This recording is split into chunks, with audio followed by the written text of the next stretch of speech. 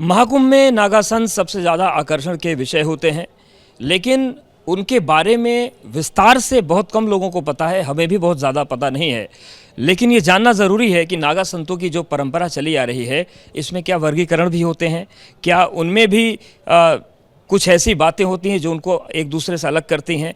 ये जानना बेहद ज़रूरी है। हमारे साथ हैं आनंद अखाड़े के आचार्य महामंडलेश्वर स्वामी बालकानंद गिरी जी महाराज।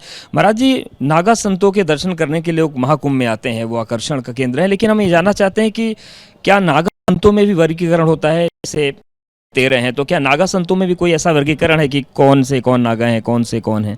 देखिए, नागाओं में कोई वर्गीकरण तो नहीं कह सकते, परंतु जब नागा बनते हैं तो पहले विजया हवन की प्रक्रिया होती है और उसमें पूरा एक दिन लगता है, पिंडदान और पूरी सिस्टम करना पड़ता है।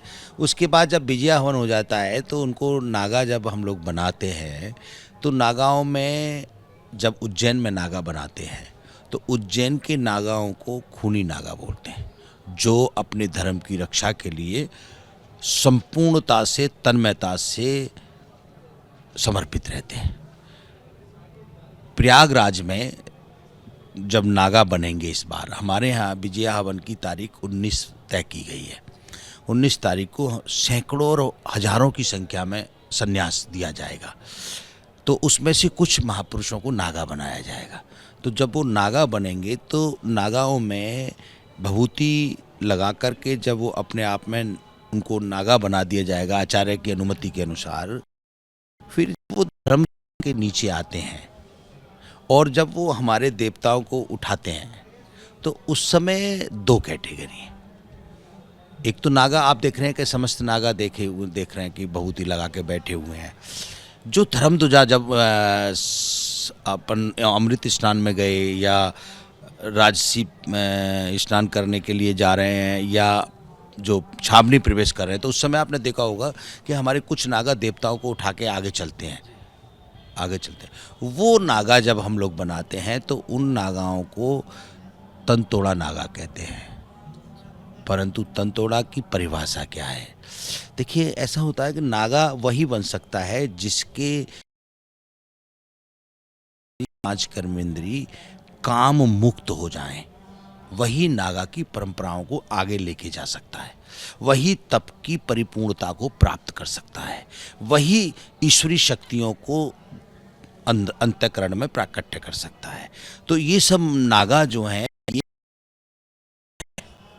काम रहित हैं, इनको कोई भी काम प्रभावित नहीं कर सकता, कोई विकार प्रभावित नहीं कर सकता। कोई कितना भी अच्छा व्यक्ति हो उससे भी प्रभावित नहीं होते, कोई कितना भी खराब व्यक्ति हो उससे भी प्रभावित नहीं होते। यानी कि क्रोध भी नहीं आता, और जब आता है तो इतना भयंकर आता है कि उसका फिर कोई समाधान नहीं होता। अगर धर्म पर कोई विपत्ति आएगी तो बहुत क्रोध करेंगे, अगर नहीं आएगी तो बड़े विनम्र, बड़े सरल रहेंगे। कोई भी आएगा उससे बात भी करेंगे, आशीर्वाद भी देंगे, मगर पब्लिक से, समाज से थोड़ा कम टच में रहते हैं, क्योंकि इनकी अपने जीवन जीने की अपनी एक प्रक्रिया है, अपना एक सिस्टम है, उसी को फॉलो करते हैं।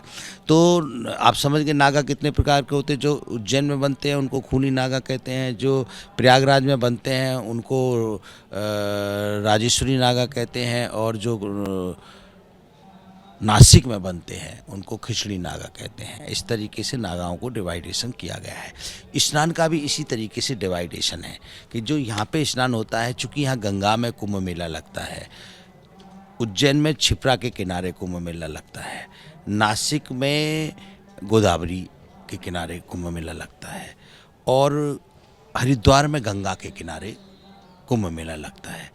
तो जैसे हमारे यहाँ 10 नामी सन्यासी हैं, गिरिपुरी, भारती, वन, अरण्य, ये सब मिला करके, तो इनका अपना अपना सबका एक सिस्टम है। जो गिरी हैं वो पहाड़ों पे ही रहते हैं, जो पुरी हैं वो आश्रमों में रहते हैं, जो सरस्वती है वो ज्ञान बांटते रहते हैं, ज्ञान की चर्चा करते रहते हैं। ऐसे ही 10 प्रकार के जो हमारे सन्यासी हैं उनका अपना एक जीवन है। परंतु आपने तो प्रश्न नागा का कहा है, तो मैं नागा की बात पे ही आ जाता हूँ। नागा बनने के लिए व्यक्ति को 3 बातें अति आवश्यक हैं। सबसे पहले उसको पूर्णतः सामाजिक और व्यवहारिक और भौतिक इन सब सुविधाओं का परित्याग करके और पूर्णतः अपने अंतःकरण में सात्विकता को धारण करके और अपने तप बल के द्वारा ईश्वरीय शक्तियों को प्राप्त करने के लिए तैयार होना पड़ेगा, तब वो नागा की परंपरा में आएगा। यदि वो इन सबको नहीं त्यागता है तो वो नागा नहीं बन सकता, क्योंकि ये भौतिक संसार है, ये तो बहुत प्रभावित करता है व्यक्ति को। तो जब वो प्रभावित करता है तो उसका मन कहीं विचलित ना हो जाए, तो मन को कंट्रोल करना अति आवश्यक है। मन पर किसी का प्रभाव ना हो, वो अति आवश्यक है। आपने देखा होगा जब हम लोग छावनी प्रवेश करते हैं तो नागा सबसे ज़्यादा आगे चल करके अपने अपने तलवार चलाना, शस्त्रों का प्रयोग करना वो चलाते हैं। और कुछ नागा तो ऐसे भी आपने देखे होंगे कि वो अपनी इंद्री से बांध के एक डंडी को और उस पर 3-3 लोगों को खड़ा कर देते हैं। तो वो जो नागा हैं वो कामुक नहीं है, काम रहित है। उनको किसी भी प्रकार का काम, क्रोध, लोभ, मोह, अहंकार कोई प्रभावित नहीं कर सकता है। तो इसलिए उनको श्रेष्ठतम सीमा में लिया जाता है। तो अब जो खूनी नागा हैं वो खाली धर्म की रक्षा के लिए वो बहुत कम आपको दिखाई देंगे, और वो बहुत, उनको एक तरीके का ब्लैक कैट कमांडो की तरह मान लीजिए, बहुत गुप्त ही रहते हैं, ज़्यादा प्रकट भी नहीं होते, और जब उनकी आवश्यकता होती है तभी वो आते हैं। जो अभी आप यहाँ नागा देख रहे हैं ये सब महापुरुष और प्रयागराज के राजराजेश्वरी नागा हैं। ये भी धर्म की रक्षा के लिए तत्पर हैं। जैसे अभी आपने पीछे मीडिया दिखा रही थी, मैंने देखा एक दृश्य कि जब हम लोग स्नान करने जा रहे थे तो वहाँ कोई हमारे धर्म के विरोध में नारे लगा रहे थे, पोस्टर लगा रखा था। तो हमारे नागाओं ने उस पोस्टरों को फाड़ा और उनको पनिशमेंट भी दिया, मगर मारा नहीं किसी को, बट किसी को हाथ भी नहीं छोड़ा, परंतु उनको पनिशमेंट दिया, क्योंकि वो भी अति आवश्यक था। धर्मो रक्षो रक्षिति, धर्म की रक्षा करना उनका उद्देश्य है।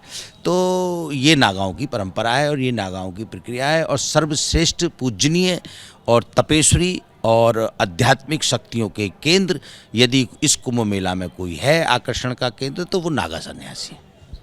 तो देखिए, नागा संतों की भी परंपरा है, और जिस तरीके से जो विधियां हैं, चाहे वो सनातन धर्म की रक्षा की बात हो या फिर ज्ञान की बात हो या फिर इष्ट देव के सम्मान की बात हो, अलग अलग तरीके से जो वर्गीकरण है वो मिलता है, और इसी वजह से नागा संत जो है वो आकर्षण का केंद्र बने रहते हैं।